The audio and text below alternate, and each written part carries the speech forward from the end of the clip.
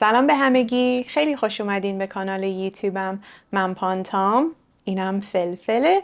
امیدواریم که حالتون خوب باشه. امروز میخوام زمان حال ساده رو بهتون آموزش بدم. این درس برای کسایی که تازه دارن فارسی رو شروع میکنن خوبه، ولی برای بقیه هم میتونه یه مرور خوبی باشه. سعی کردم که کامل توضیح بدم. ساختار و صرف فعل در زمان حال رو میبینیم و اینکه چه موقع از حال ساده استفاده میکنیم. درباره چند تفاوت مهم بین فارسی نوشتاری و گفتاری هم صحبت میکنیم. آماده این؟ شروع کنیم. خب با چند تا مثال شروع کنیم. صبح قهوه میخورم. I drink coffee in the morning. سارا هر روز فارسی میخونه. Sarah studies Persian every day. ماه دیگه میرم چین. Next month I'm going to China. بعداً بهت میگیم. We'll tell you later. خب حالا این افعال رو کنار هم ببینیم. میخورم، میخونه، میرم، میگیم. خب چی داریم؟ اول می، یه پیشوند می، بعد ستاک حال present stem و بعد شناسه personal ending ام، ای، اد، ایم، اید، اند. به عنوان مثال فعل خوردن to eat که ستاک حالش میشه خور. میخورم I eat. میخوری you eat. میخورد he or she eats. میخوریم we eat.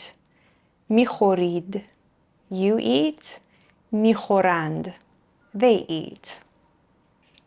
ولی وقتی صحبت میکنیم سه تا از این شناسه ها عوض میشن. برای او یا آن به جای اد میشه ا. شما اید میشه این و آنها اند میشه ان. خب پس بازم فعل خوردن رو به صورت گفتاری میبینیم. میخوره he or she eats. میخورین you eat. میخورن they eat. خب برای افعال مرکب مثل زندگی کردن to live این قسمت اول رو دست نمیزنیم. خب فعل اصلیمون قسمت دومه کردن و ستاک حال کردن میشه کن و فقط اینو عوض میکنیم. بنابراین میشه زندگی میکنم I live. زندگی میکنی you live. زندگی میکند he or she lives. زندگی میکنیم we live. زندگی میکنید you live. زندگی میکنند they live. ولی بازم وقتی صحبت میکنیم میشه زندگی میکنه he or she lives. زندگی میکنین you live. زندگی میکنن they live. خب حالا حالت منفیشو ببینیم که خیلی ساده است. به جای می میگیم نمی و بقیهش عوض نمیشه. خب نمیخورم I don't eat. نمیخوری you don't eat. نمیخوره he or she doesn't eat. نمیخوریم we don't eat. نمیخورین you don't eat. نمیخورن they don't eat. و برای افعال مرکبم همینطوره. بازم فعل زندگی کردن رو داریم. زندگی نمی کنم I don't live. زندگی نمی کنی you don't live. زندگی نمی کنه he or she doesn't live. زندگی نمی کنیم we don't live. زندگی نمی کنین. You don't live. زندگی نمی کنن. They don't live. خب تو فارسی مثل خیلی از زبانهای دیگه ما 2 تا فعل بیقاعده داریم. یکیش هست بودن to be که برای زمان حال میشه هستم I am. هستی you are. هست he or she is. است it is. هستیم we are. هستین you are. هستن they are. و حالت منفیش میشه نیستم I'm not. نیستی you're not. نیست he or she it is not. نیستیم we aren't. نیستین you're not. نیستن they're not. و فعل دیگه داشتن to have. دارم I have. داری you have. داره he or she has. داریم we have. دارین you have. دارن they have.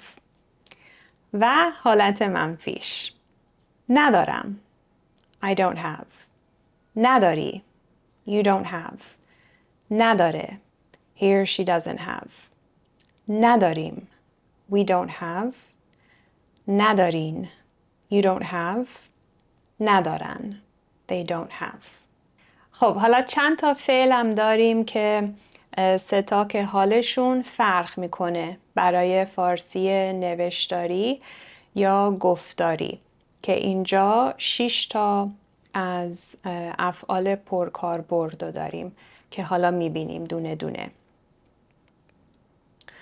آمدن to come حالت نوشتاریش میشه میایم ولی حالت گفتاریش همون میام. خب میایم میام.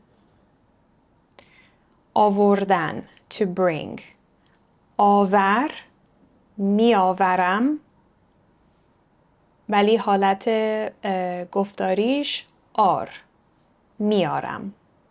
میآورم میارم. دادن to give حالت نوشتاری ده میدهم. گفتاری میدم. میدهم میدم. رفتن to go حالت نوشتاری میروم I go. حالت گفتاری میرم I go. میروم میرم. شدن to become حالت نوشتاری میشوم I become. گفتاری میشم. میشوم میشم. گفتن to say or to tell حالت نوشتاری میگویم I say or tell ولی حالت گفتاری میگم. میگویم میگم. خب حالا ببینیم که ما چه موقع از حال ساده استفاده میکنیم. میتونه برای یه عادتی باشه یا یه کاری که هر روز انجام میدیم. یه حقیقت برای آینده و برای حال استمراری. منظورم اینه که تو انگلیسی جایی که ما از حال استمراری استفاده می کنیم تو فارسی میتونیم از حال ساده استفاده کنیم. خب با اولی شروع می کنیم to talk about habits or routines. با مترو میرم سر کار. I go to work by metro every day. بعضی روزها صبحانه نمیخورم. Some days I don't have breakfast. معمولاً چه ساعتی میخوابی؟ What time do you usually sleep? حالا برای یه حقیقت. 2 خواهر دارم. I have 2 sisters.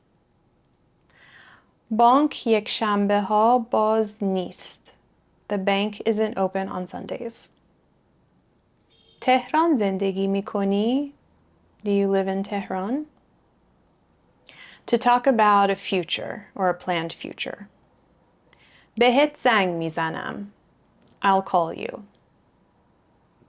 هفته دیگه نمیریم تهران. Next week we aren't going to Tehran. فردا صبح میای دنبالم؟ Will you pick me up tomorrow morning? In place of present continuous.